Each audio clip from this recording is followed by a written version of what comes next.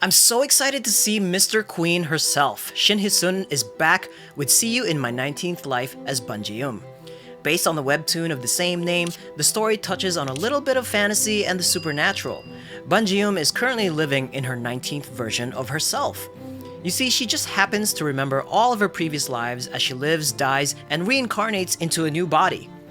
But out of her lives, her deepest regret was the life she lived as Ju-won in her 18th life, where she meets her soulmate, so to speak, in Munsaha. She's been an alchemist, a swordsman, and even a circus performer, but none of those lives have ever sparked a fire in her heart until she met Suha. Guys, if there's a hopeless romantic flowing in your veins anywhere, this drama is the one to look forward to. It brings me back to when I first watched Great Expectations with Ethan Hawke and Gwyneth Paltrow, and remember the fish tank scene with Leo and Claire Danes? It's so iconic, and yes, it's used a million times now to give those butterflies in your stomach feeling. The first episode could have been a movie on its own. Full of magic and its serendipitous whimsy, the child actors really did an amazing job capturing that first love feeling.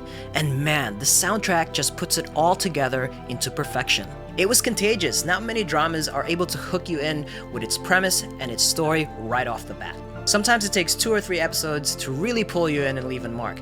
But man, this one really had me going and it really pulled on those heartstrings. But it's when our main lead, who is reincarnated into her 19th life, where child actor Park So-ji really shines. As a young Bunji-eum, her performance was so carefree and effortless, it was just truly amazing to watch. And these child actors are going to be the future of K-dramas, so make sure you remember their faces and their names. I mean, their emotions and the tears that flow out of their eyes just seem so effortless, and so I'm really looking forward to what their future holds for them. A horrible accident cuts her 18th life short, which is pretty much the one unifying tragedy that torments our main characters' lives.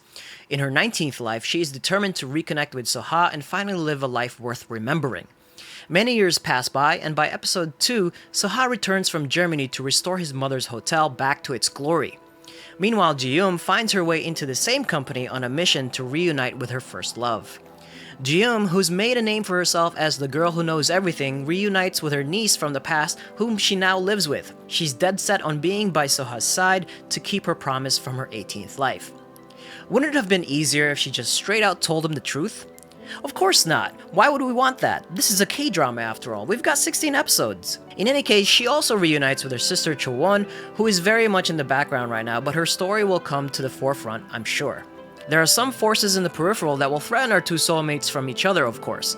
There's Miss Jang, who we presume is Soha's father's mistress, who is running the hotel as its current CEO. And of course, there's the father, which, you guessed it, will do everything in his power to make his son become the heir to his kingdom whether he likes it or not.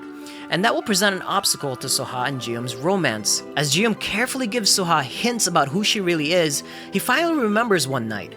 But it wasn't the memory we were all hoping for. We're not there yet. He remembers her when she was 9 years old, when she shows up out of nowhere to help him escape from trouble.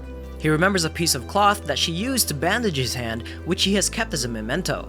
From this point forward, their fate is now tied together. How it all plays out is still a mystery. At the core of it all, the show promises us a journey of healing, love, and redemption. With a bit of hilarity and shenanigans along the way, you can expect a truly rewarding, pull on your heartstrings story that will satisfy the hopeless romantic inside you. At the end of episode 2, we see Soha still suffering from the car accident and the tragedy that happened in the past. How will Ji-eum eventually get him to open up, and how will she eventually tell him the truth? Or does she tell him the truth? Because I think maybe in this version, in her 19th life, she wants this love to happen naturally. Although she is giving him a bunch of hints about who she is, does she really want to tell him the truth? Does she want to use that as an excuse or a reason to tie him down? Or maybe this time around, there's no regrets. We're going full on to fall in love no matter what. So far, their chemistry has been amazing, and I can't wait to see what happens next. Leave your thoughts in the comment section below. What do you think is going to happen? Should she tell the truth? Or should she make it be a little bit more natural and let them fall in love without using the past as a way to tie him down, so to speak? But this story has truly started off in the right foot. It's so good. It has a bit of supernatural and mystery into it, but then also that first love feeling, the butterflies in your stomach, and the pull in those heartstring moments really takes off in this show. And I can't wait to see what happens next because we still have tons of episodes. But do you think telling him the truth is sort of an excuse or just a way to tie him down to something versus letting love just naturally happen? It could be unfair for Sohab because Ji-yoon pretty much remembers everything in her past lives. So that's the conundrum that I'm thinking about right now. But in any case, that is it for me, guys. Leave your comments in the section below, subscribe if you haven't already, and tap that bell so you know when we post new videos. And once again, this is what we're watching this Sunday. We'll see you next time.